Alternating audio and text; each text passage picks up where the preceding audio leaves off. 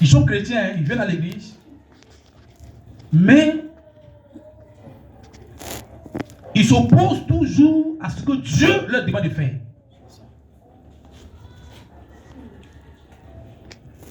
Ils s'opposent toujours contre la volonté de Dieu. Ils ont toujours quelque chose à dire lorsque Dieu leur demande quelque chose. Lorsque Dieu leur donne des directives, ils ont toujours quelque chose à dire.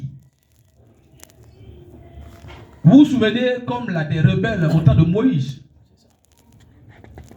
Lorsque Dieu donnait des directives à Moïse, il y avait toujours un groupe de personnes là, quelque part là, qui s'opposaient toujours aux directives que Dieu donnait à Moïse. Amen. Vous vous souvenez du comportement, du caractère comme l'avait Saül. Il avait toujours quelque chose à ajouter sur les directives que Dieu lui donnait. Et souvent, ces gens de vent, qu'on appelle la tempête spirituelle, Dieu l'utilise afin de pouvoir punir les rebelles.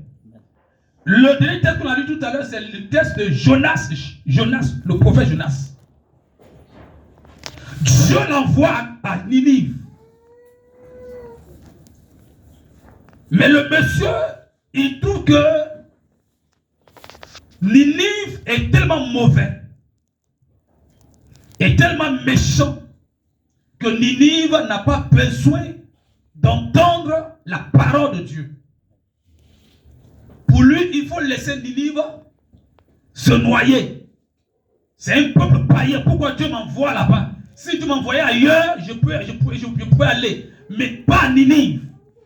C'est comme lorsque Dieu donne une directive. Soit, il peut dire à ton responsable établi pour dire, ah, fils, Dieu me dit d'envoyer dans tel coin. Ou bien toi-même, Dieu te dit, va dans tel coin. Oh, aujourd'hui, tout mon rêve, c'est quand on est appelé en rêve d'être en ville, ou bien d'être dans le bon coin, où, franchement, ça veut dire qu'il y a la facilité. Et puis Dieu te dit, va en brousse. Donc, tel était le cas de Jonas. Et Jonas a refusé de partir. Au lieu de partir, la Bible déclare que Jonas a pris son bateau et Jonas est parti ailleurs, à Tarsis. Il prend son argent, il paye le bateau et il monte dans le bateau. Et la Bible déclare que à cause de Jonas dans le bateau, Dieu a fait quoi?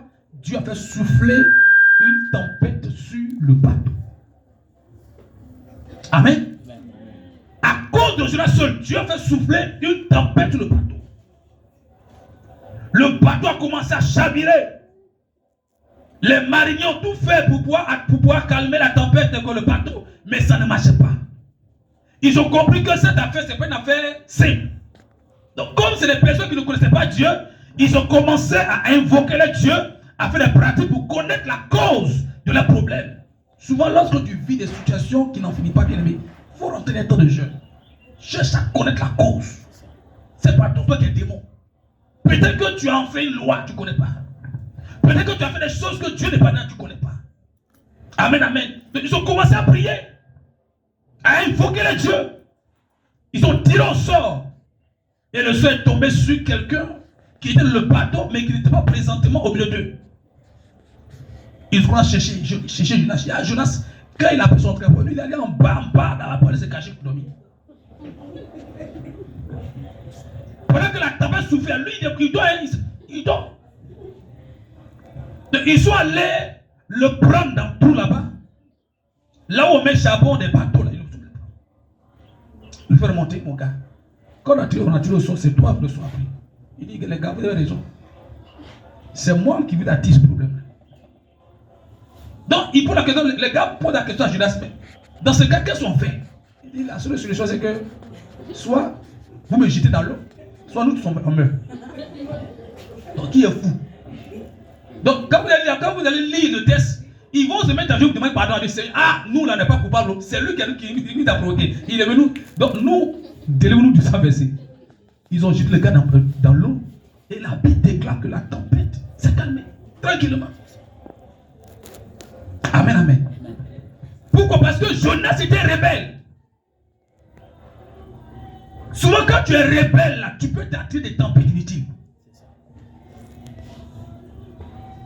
La tempête dans ton travail, la tempête dans ton ministère, la tempête même dans ton foyer. Les choses bizarres se produisent, tu ne comprends pas. Parce que tu es rebelle. Tu ne coupes pas Dieu. Tu crois te connaître. Donc Dieu envoie la tempête dans tes finances. Il souffle le soir, la tempête où c'est vent sec. Et tout commence à mourir. Ou la tempête où c'est vraiment vent violent. Ou peut-être monsieur va à gauche, madame va à droite, les émotions sont éclapotées. Il y a divorce, tout est mélangé. On te renvoie au travail, tu ne comprends pas, tu pries, rien ne passe. Parce que quelque part, tu as un frein, une loi. Je me rappelle d'un livre que j'ai lu, le docteur Olukuya. Il y a quelqu'un qui est venu prier, il est venu prier à l'église.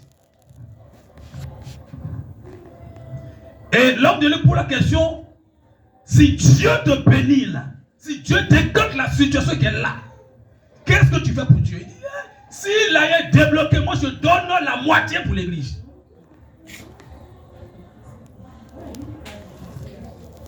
Ils ont prié pour lui. Ils ont pris le sujet. L'homme de Dieu a pris le sujet, il a donné aux intercesseurs, bombardé. On a besoin d'argent pour faire l'œuvre de Dieu. 2 mois plus tard, on est débloqué. 1. Le monsieur n'est pas venu pour témoigner qu'il a débloqué. 2. Le monsieur a disparu dans l'église. Donc c'est là que les projets commencent à surgir de tout part dans son esprit. Et il a investi cet argent-là. Et non seulement il a investi, mais c'est-à-dire qu'il s'est fait bien. Payer tout ce qu'il pouvait payer, voiture, déménager là où il était. C'est-à-dire qu'il s'est mis à l'aise. Il a oublié, non, il n'a pas oublié, c'est-à-dire qu'il a refusé plutôt d'honorer son vœu. Mais Dieu là, il est patient. Tu ne peux pas dévoir Dieu et puis ça reste comme ça. Dieu, son crédit reste à l'étranger. Mais c'est 20 ans. Tu vas payer crédit là. Et puis tu vas payer crédit à un boisson. C'est tout comme ça. Donc, le monsieur investit, il s'attend maintenant à ce que les bénéfices rentrent. L'entreprise dans laquelle il allait investir, qui est une entreprise de pétrole, il y a l'entreprise même là. Elle existe, mais de manière comme là, frauduleuse. dont l'État a mis la main dessus. Non seulement tout ce qui était comme l'argent en banque, l'entreprise, l'État, tout bloqué. Le fondateur a fui. Qui va venir encaisser l'argent? Dieu a envoyé une tempête. D'abord sur l'entreprise. Et quand l'entreprise a été fermée, même le mougoumou qui reste maintenant, va chercher maintenant à vendre ta voiture pour voiture. Pas de papa. Tout juste mécanicien. Puisque de l'autre côté, la Chine, là-bas, il ne peut pas aller là-bas. Donc il va ailleurs. Allez voir le pasteur. Je ne comprends pas, mais la société se lève contre moi. Comme ils ont vu mon étoile.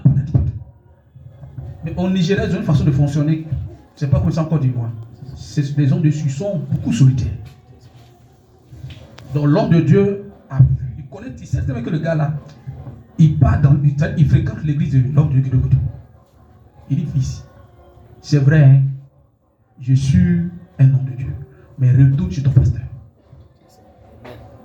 C'est lui ce qui peut prier pour toi. C'est que tu vis là, c'est moi je vois là, c'est pas Soseri, c'est lui ce qui peut prier pour toi. Il a quitté les batailles encore, même parole là. Il a vu que Dieu le ramenait toujours en arrière. Amen, amen. Amen, amen. Dieu peut utiliser la tempête pour punir un rebelle.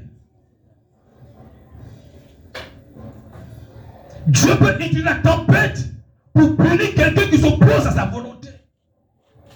Quand la paix est dessus, toi, tu as dit, non, patati, patata. Tu penses que tu fais du mal à qui?